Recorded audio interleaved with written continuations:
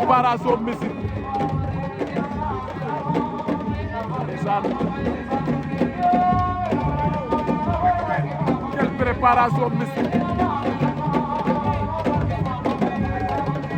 ndeysaan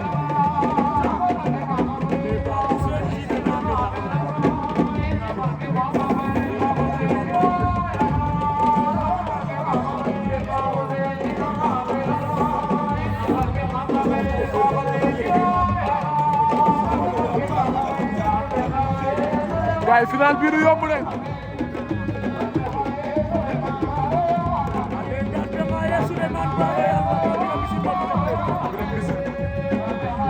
boo génnee da nga jël avertissement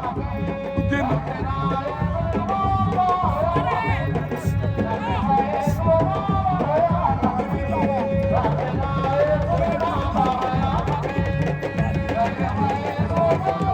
préparation mystique bu saf-saf